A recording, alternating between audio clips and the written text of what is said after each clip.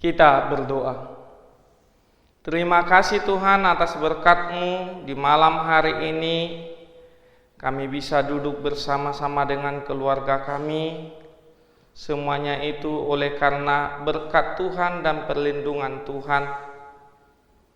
Berkati kami Tuhan dalam persekutuan kami, memuji nama-Mu yang kudus. Dan sebentar lagi kami akan mendengarkan firman-Mu. Kau memberikan roh pengertian kepada kami, sehingga firman-Mu dapat kami mengerti dan lakukan dalam hidup kami sehari-hari. Terpujilah nama-Mu dalam nama Tuhan Yesus. Amin.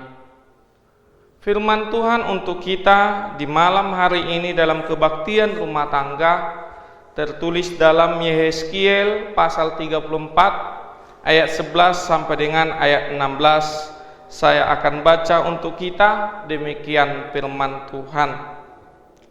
Sebab beginilah firman Tuhan Allah, dengan sesungguhnya aku sendiri akan memperhatikan domba-dombaku dan akan mencarinya, seperti seorang gembala mencari dombanya pada waktu domba itu tercerai dari kawanan dombanya. Begitulah aku akan mencari domba-dombaku, dan aku akan menyelamatkan mereka dari segala tempat, kemana mereka diserahkan pada hari berkabut dan hari kegelapan. Aku akan membawa mereka keluar dari tengah bangsa-bangsa dan mengumpulkan mereka dari negeri-negeri dan membawa mereka ke tanahnya. Aku akan mengembalakan mereka di atas gunung-gunung Israel, di alur-alur sungainya, dan di semua tempat kediaman orang di tanah itu. Padang rumput yang baik akan kugembalakan mereka, dan di atas gunung-gunung Israel yang tinggi, disitulah tempat pengembalaannya. Di sana tempat pengembalaan yang baik mereka akan berbaring, dan rumput yang subur menjadi makanannya di atas gunung-gunung Israel. Aku sendiri akan mengembalakan domba-dombaku, dan aku akan membiarkan mereka berbaring. Demikianlah firman Tuhan Allah. Yang hilang akan kucari, yang tersesat akan kubawa pulang, yang luka akan kubalut, yang sakit akan kukuatkan, serta yang gemuk dan kuat akan kulindungi. Aku akan mengembalakan mereka sebagaimana seharusnya. Demikian firman Tuhan. Jemaat yang terkasih, firman Tuhan hari ini menggambarkan Allah sebagai seorang gembala yang baik, yang mengembalakan domba-dombanya. Domba-dombanya adalah umat manusia.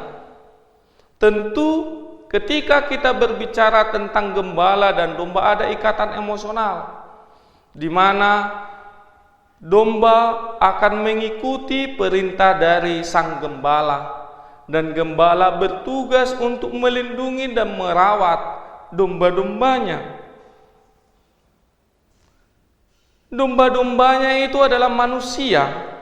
Mengapa demikian? Karena ada sifat dari atau kelakuan dari domba yang hampir sama dengan kelakuan atau kehidupan manusia. Sebut saja, kalau domba itu adalah makhluk yang berkelompok, makhluk yang berkumpul. Begitu juga manusia. Manusia diciptakan Allah adalah makhluk yang bersosial, makhluk yang berkumpul. Sebagaimana Adam diciptakan tidak hanya seorang diri, tetapi ada kawannya, Hawa. Begitu juga domba itu harus mendengar gembalanya. Tetapi kadangkala ada domba yang tidak mau atau seolah-olah tidak mendengar seruan dari gembalanya, sehingga dia tersesat dari kawanannya. Begitu juga manusia.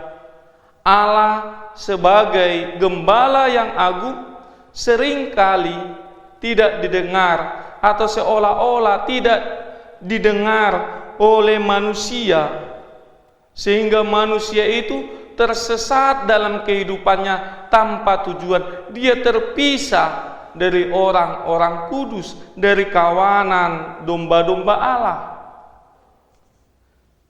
Begitu juga domba dalam kehidupannya sering diintai serigala, harimau, singa, sering diintai.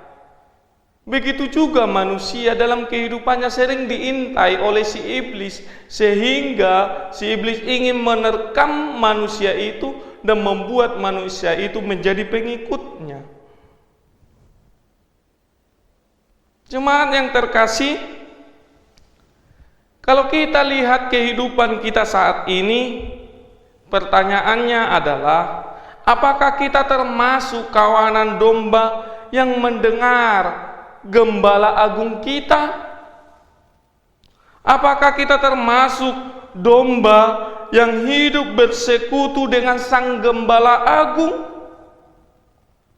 Atau jangan-jangan kita adalah salah satu domba yang mengambil jalan sendiri dan akhirnya tersesat dengan keinginan dunia ini?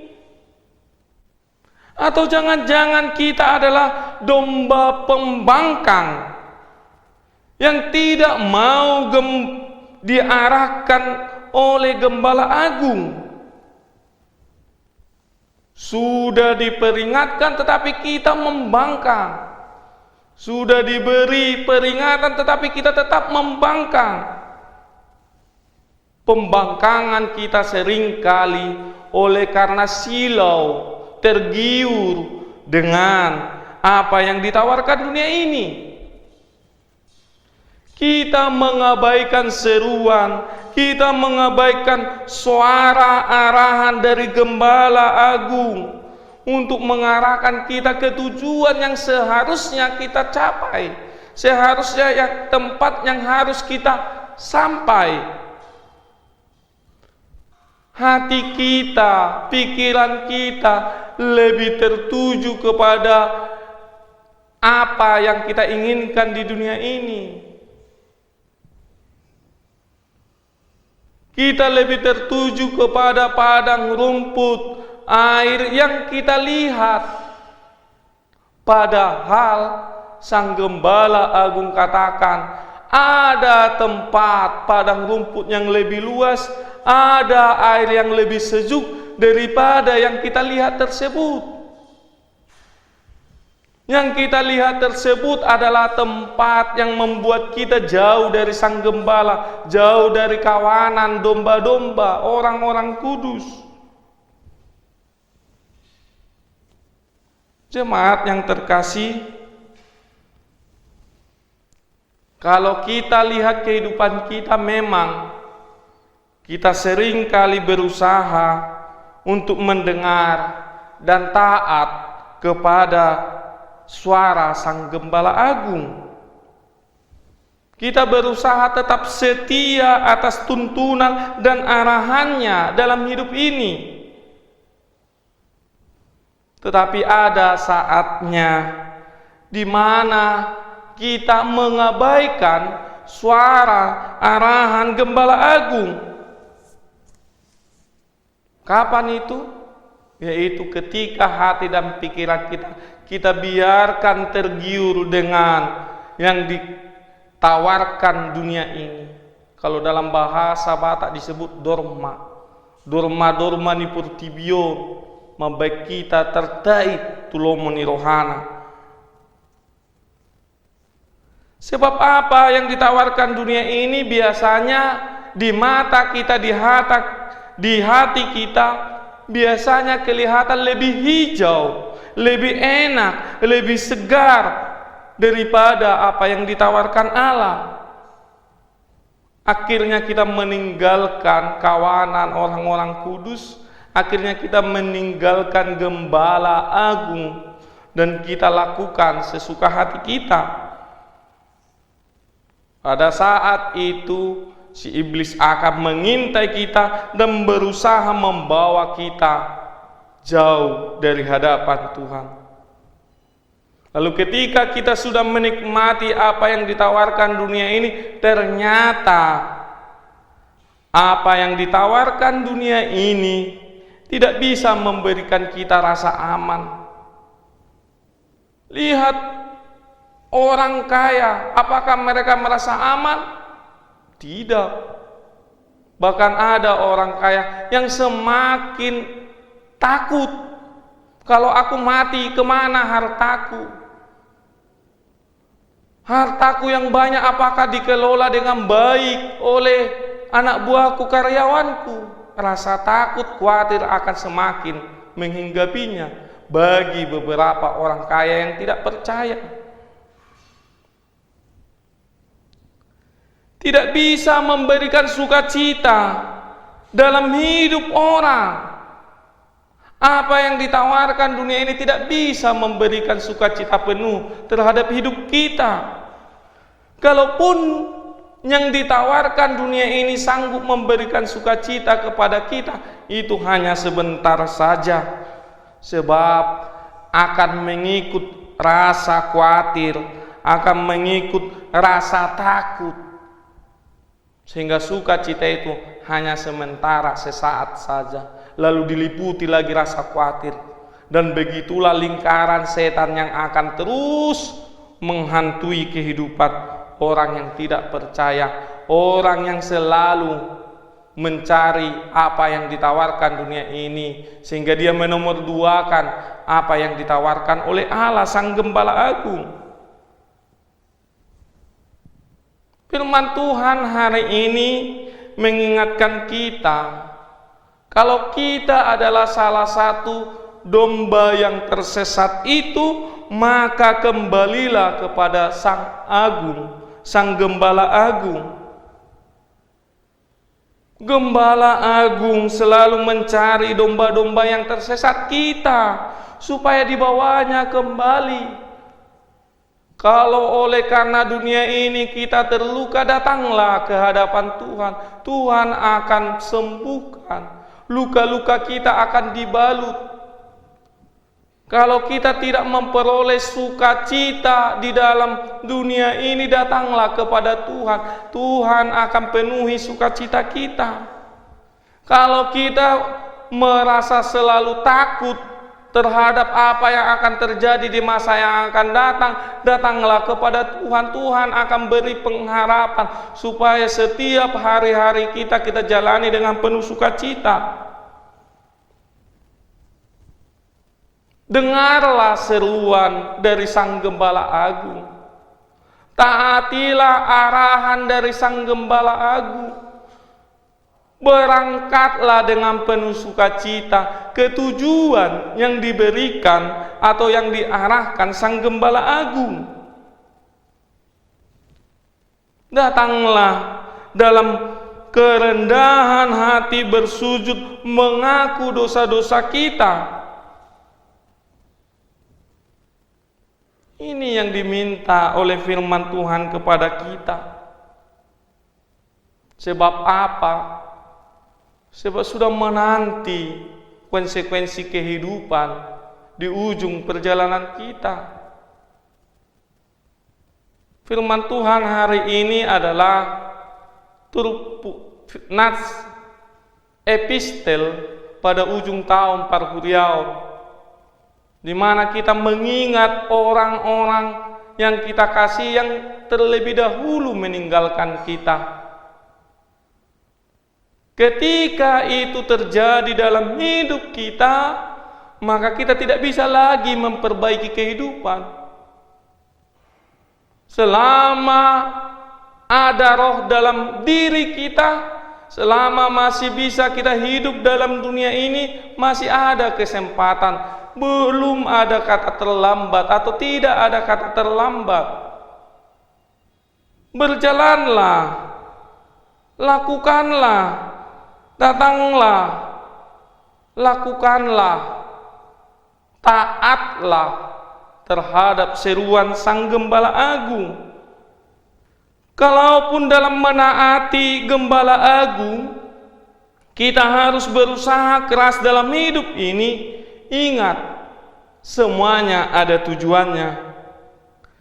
Kalaupun Tuhan tidak mengarahkan kita ke padang rumput atau air yang kita lihat, yang kita inginkan, ingatlah, Allah ingin memberikan padang rumput yang lebih hijau daripada apa yang kita lihat.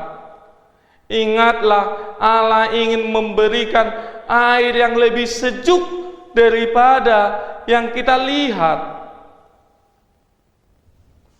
Allah selalu merencanakan yang baik dalam hidup kita, dalam proses kehidupan kita.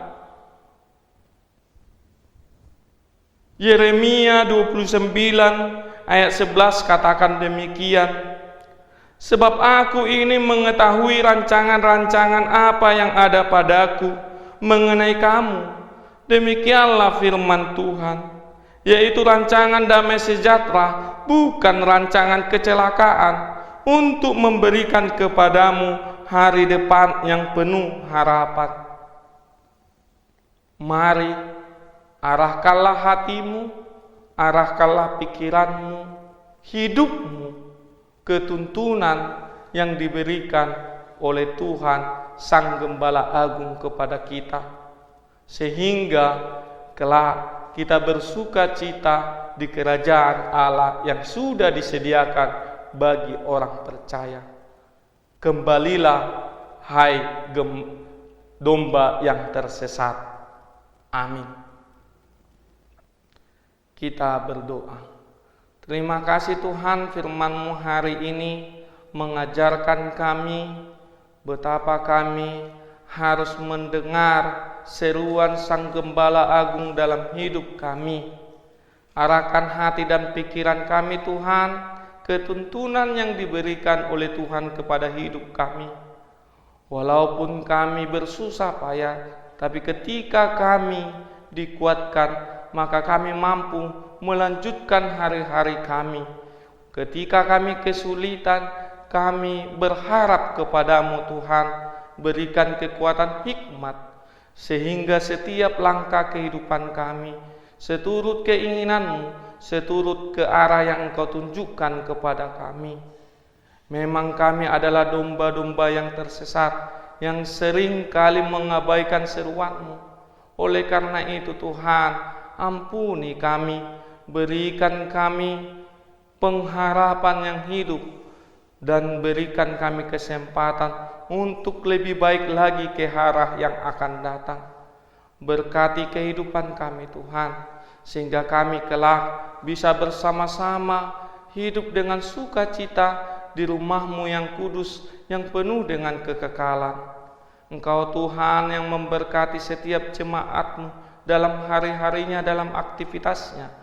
Berkati setiap pekerjaan, mendatangkan rejeki, mendatangkan berkah, mendatangkan damai sejahtera dalam kehidupan keluarga jemaat-Mu.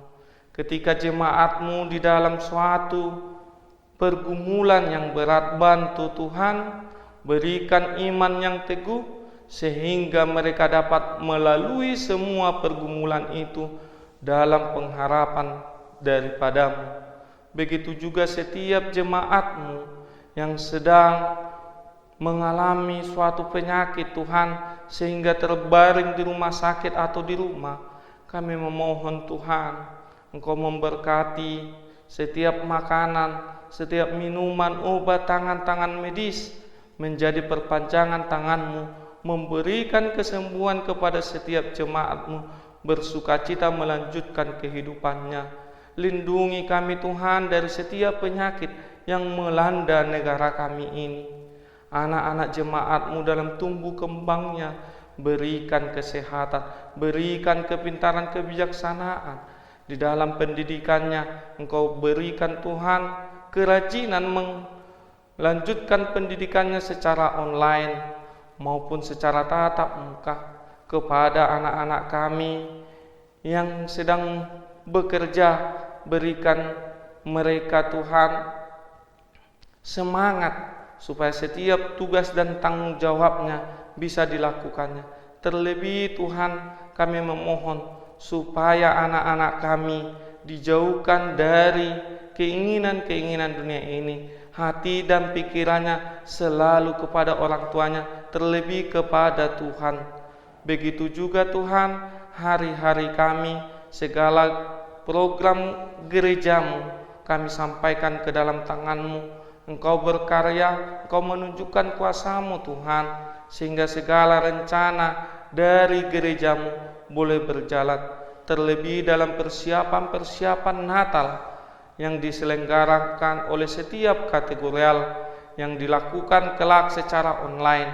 Engkau berikan kemudahan, kemampuan kepada penyelenggara, panitia, sehingga bisa berjalan dengan baik. Terpujilah nama-Mu, dalam nama Tuhan Yesus. Amin.